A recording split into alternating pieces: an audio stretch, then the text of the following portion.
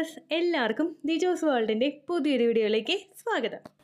കുഞ്ഞു ശരീരത്തിനകത്ത് അതിൻ്റെ സ്ഥാനം ഉറപ്പിക്കുമ്പോൾ പുറത്ത് നമുക്കുണ്ടാകുന്ന 3 സുപ്രധാന മാറ്റങ്ങളെ പറ്റിയിട്ടുള്ളതാണ് ഇന്നത്തെ വീഡിയോ. അപ്പോൾ അതെന്തൊക്കെയാണെന്ന് നമുക്ക് നോക്കാം. വീഡിയോ നമുക്ക് സ്റ്റാർട്ട് ചെയ്യാം.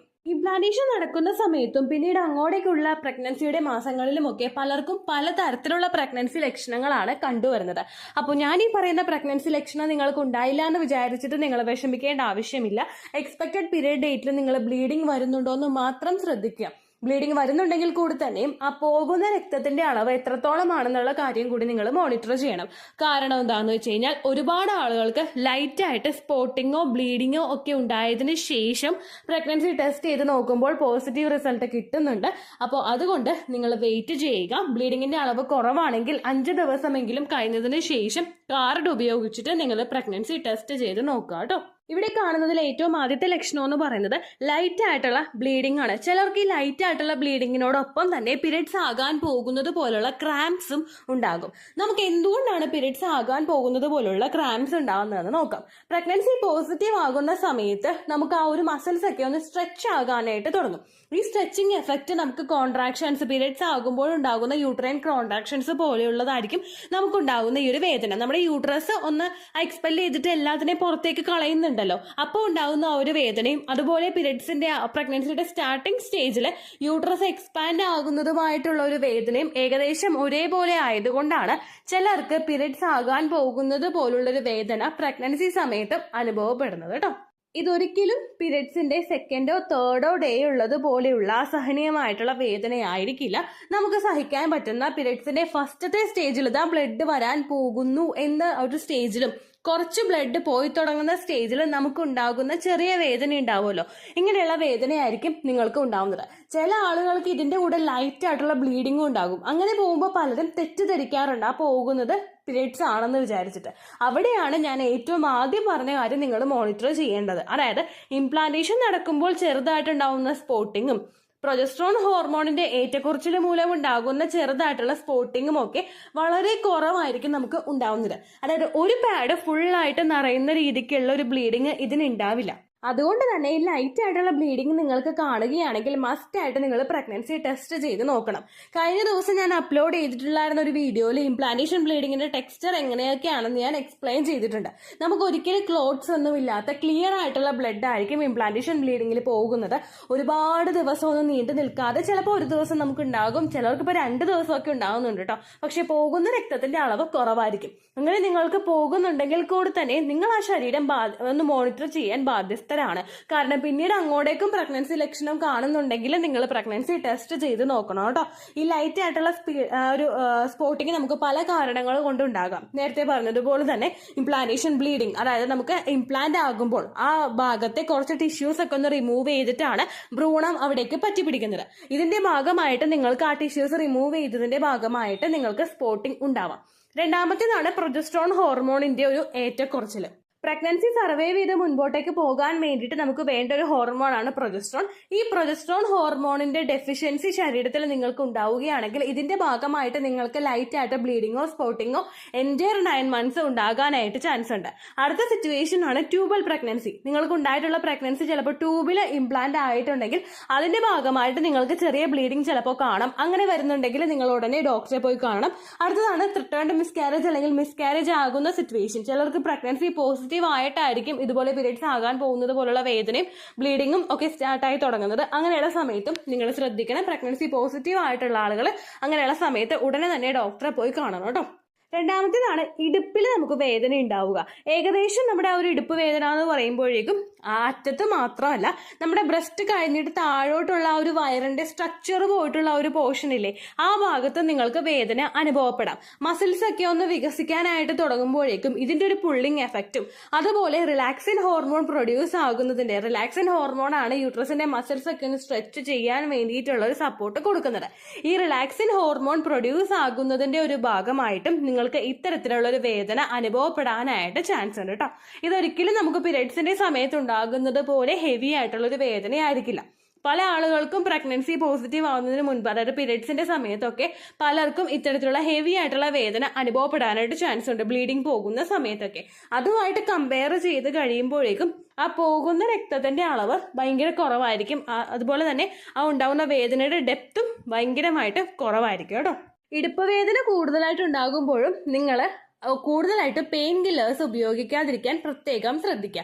നമ്മൾ പെയിൻ കില്ലേഴ്സ് ഇംപ്ലാന്റേഷൻ നടക്കുന്ന സമയത്ത് പ്രഗ്നൻസിയുടെ സ്റ്റാർട്ടിംഗ് സ്റ്റേജിലൊക്കെ എടുക്കുന്നത് നമുക്ക് മറ്റുള്ള ബുദ്ധിമുട്ടുകൾ ശരീരത്തിന് ഉണ്ടാകുന്നതിന് കാരണമാകുന്നു. കഴിവതും നിങ്ങൾ ഇടുപ്പ് വേദനയൊക്കെ ഉണ്ടായി കഴിഞ്ഞാൽ ഒന്ന് റെസ്റ്റ് എടുക്കാൻ നോക്കുക. അതുപോലെ നിങ്ങൾ ചൂട് വെക്കുന്നത് നല്ലതാണ്, നിങ്ങൾക്ക് റിലാക്സേഷൻ കിട്ടും. അങ്ങനെയുള്ള കാര്യങ്ങളൊക്കെ നിങ്ങൾ ശ്രദ്ധിക്കുക. ധാരാളം വെള്ളം കുടിക്കാനായിട്ടും നിങ്ങൾ ഉറപ്പായിട്ടും ശ്രദ്ധിക്കണം കേട്ടോ. അതുപോലെ പ്രഗ്നൻസി പോസിറ്റീവ് ആയി കഴിഞ്ഞാലും നിങ്ങൾക്ക് ഇതുപോലെ ഇടുപ്പ് വേദന ഉണ്ടെങ്കിൽ നിങ്ങൾ ഡോക്ടറോട് സംസാരിക്കണം. അതുമായിട്ട് ബന്ധപ്പെട്ടിട്ടുള്ള സപ്ലിമെന്റ്സ് എടുക്കണം. അതൊന്നും അല്ലാതെ പെയിൻ കില്ലേഴ്സ് നിങ്ങൾ കൂടുതലായിട്ട് ഉപയോഗിക്കാനായിട്ട് പാടില്ല കേട്ടോ. അടുത്തത് കുറച്ച് വിയേർഡ് ആയിട്ടുള്ള ഒരു പ്രഗ്നൻസി സിംറ്റം ആണ്. പക്ഷേ ഇപ്പോൾ ഒരുപാട് പേര് നമ്മുടെ ചാനലിൽ വന്നിട്ട് ഈ ഒരു പ്രഗ്നൻസി സിംറ്റം ഉണ്ടായി ടെസ്റ്റ് ചെയ്ത് നോക്കിയപ്പോൾ പോസിറ്റീവ് ആയി എന്ന് പറയുന്നുണ്ട് കേട്ടോ. അതെന്ന് പറയുന്നത് കാർപ്പൽ ടണൽ സിൻഡ്രോം ആണ്. ഇത് നമുക്ക് ഉണ്ടാകുന്നത് നമ്മുടെ കൈത്തണ്ടയിലാണ്. കൈത്തണ്ടയിലെ ഒരു ടണലാണ് ഈ കാർപ്പൽ എന്ന് പറയുന്ന ഒരു പോർഷൻ. ഈ ഭാഗത്ത് കൂടിയാണ് നമ്മുടെ ആ ഒരു ഹാൻഡിലോട്ടൊക്കെ വിരലുകളിലോട്ടുള്ള മസിൽസ് ഒക്കെ കടന്നു പോകുന്നത്. ഈ ഭാഗത്ത് വരുന്ന ഒരു വേദന അല്ലെങ്കിൽ ഒരു വീക്കം അല്ലെങ്കിൽ ഒരു മരവിപ്പ് പോലുള്ള ഒരു അവസ്ഥയാണ് ഈ കാർപ്പൽ ടണൽ സിൻഡ്രോം എന്ന് പറയുന്നത്.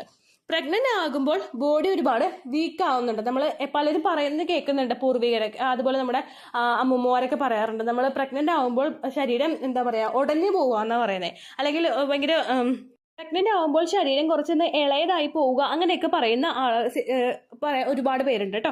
അപ്പൊ അതിന്റെ ഭാഗമായിട്ട് നിങ്ങൾക്ക് ഇങ്ങനെ വേദന അനുഭവപ്പെടാനായിട്ട് ചാൻസ് ഉണ്ട്. നമ്മൾ അതല്ലാതെ തന്നെ ഓൾറെഡി ശരീരഭാരം കൂടുതലുള്ള ആളുകളാണെങ്കിലോ അല്ലെങ്കിൽ പെട്ടെന്ന് ഉണ്ടാകുന്ന ഹോർമോൺ ചേഞ്ചസിന്റെ ഭാഗമായിട്ട് ശരീരം അത് അഡാപ്റ്റ് ആവുന്നതിന് കുറച്ച് ചേഞ്ചസ്, ഒരു കാലതാമസം എടുക്കുന്നതിന്റെയൊക്കെ ഭാഗമായിട്ടോ നിങ്ങൾക്ക് ഇതുപോലുള്ള വേദന അനുഭവപ്പെടാനായിട്ട് ചാൻസ് ഉണ്ട് കേട്ടോ. അത് മാത്രമല്ല, നമ്മൾ പ്രഗ്നന്റ് ആകുമ്പോഴേക്കും ബ്ലഡ് സർക്കുലേഷൻ കൂടുമെന്ന് ഒരുപാട് വീഡിയോസിൽ പറഞ്ഞിട്ടുണ്ടല്ലോ. ഈ സർക്കുലേഷൻ കൂടുമ്പോഴേക്കും അതുമായിട്ട് നമ്മുടെ ശരീരം പൊരുത്തപ്പെടാനായിട്ട് ഒരു സമയം എടുക്കും. ആ സമയത്ത് നമുക്ക് ഈ ഒരു ഭാഗങ്ങളെല്ലാം വികസിക്കുന്നതിന്റെ ഭാഗമായിട്ട് ഹെവി ആയിട്ടുള്ളതോ അല്ലെങ്കിൽ ചില ഭാഗങ്ങളിൽ ലൈറ്റ് ആയിട്ടുള്ളതോ ആയിട്ടുള്ള വേദന നമുക്ക് ഉണ്ടാകാനായിട്ട് ചാൻസ് ഉണ്ട് കേട്ടോ.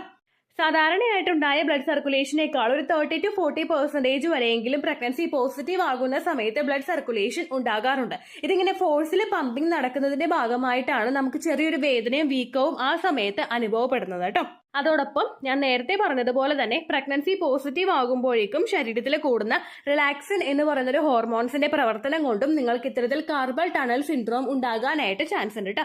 നിങ്ങൾക്ക് ഈ വേദന പ്രഗ്നൻസി പോസിറ്റീവ് ആയിട്ട് കൂടുതലായിട്ട് അനുഭവപ്പെടുന്നുണ്ടെങ്കിൽ ഏകദേശം നിങ്ങളുടെ ഡെലിവറി ഒക്കെ കഴിഞ്ഞിട്ട് ഹോർമോൺസ് ഒക്കെ ഒന്ന് സ്റ്റേബിൾ ആയി കഴിയുമ്പോഴേക്കും ഈ ഒരു വേദന നിങ്ങൾക്ക് റിഡ്യൂസ് ആകാൻ വേണ്ടിയിട്ടുള്ള ചാൻസസ് കൂടുതലുണ്ട് കേട്ടോ.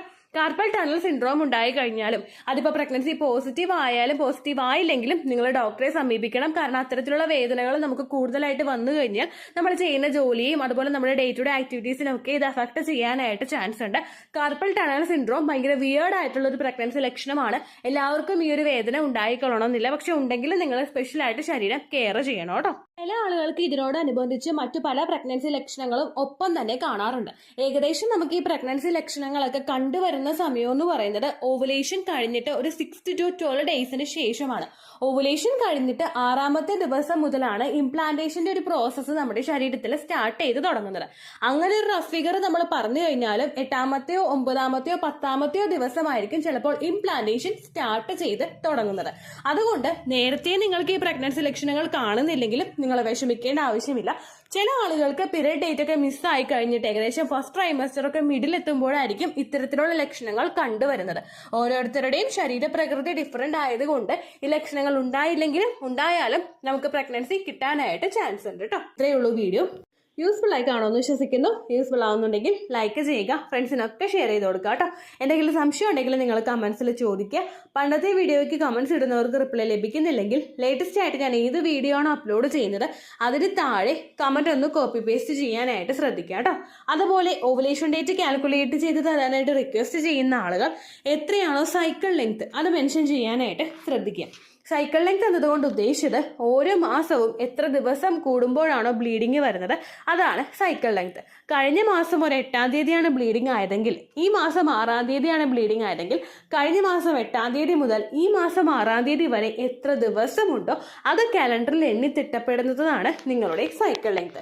സൈക്കിൾ ലെങ്ത് നമ്മൾ കൃത്യമായിട്ട് കാൽക്കുലേറ്റ് ചെയ്യുകയാണെങ്കിൽ ഓവുലേഷൻ ഡേറ്റ് എളുപ്പത്തിൽ കണ്ടുപിടിക്കാൻ വേണ്ടിയിട്ട് ഒരുപാട് ആപ്ലിക്കേഷൻസും ഒരുപാട് ഓൺലൈൻ ആയിട്ടുള്ള വെബ്സൈറ്റുകളും ഇന്ന് നമുക്ക് അവൈലബിൾ ആണ്. പ്ലേ സ്റ്റോറിൽ പോയിട്ട് ഓൺലൈൻ ഓവുലേഷൻ ട്രാക്കർ എന്ന് ടൈപ്പ് ചെയ്ത് കഴിഞ്ഞാൽ നിങ്ങൾക്ക് അതുമായിട്ട് ബന്ധപ്പെട്ടിട്ടുള്ള ആപ്ലിക്കേഷൻസ് കിട്ടും. അത് പറ്റുന്നില്ല എങ്കിൽ ഗൂഗിളിൽ പോയിട്ട് ഓൺലൈൻ ഓവുലേഷൻ കാൽക്കുലേറ്റർ എന്ന് ടൈപ്പ് ചെയ്ത് കഴിഞ്ഞാൽ അതുമായിട്ട് ബന്ധപ്പെട്ടിട്ടുള്ള വെബ്സൈറ്റുകൾ നിങ്ങൾക്ക് കിട്ടും. അതിൽ നിങ്ങളുടെ ലാസ്റ്റ് മന്തിലെ മെൻസ്ട്രേഷൻ്റെ ഡേറ്റും ഒപ്പം ഞാൻ ഈ പറഞ്ഞ രീതിക്ക് നിങ്ങൾ കാൽക്കുലേറ്റ് ചെയ്യുന്ന സൈക്കിൾ ലെങ്ത്തും എൻ്റർ ചെയ്ത് കൊടുക്കുകയാണെങ്കിൽ നിങ്ങൾക്ക് കൃത്യമായിട്ട് ഓവുലേഷൻ ഡേറ്റ് കണ്ടുപിടിക്കാനായിട്ട് സാധിക്കും.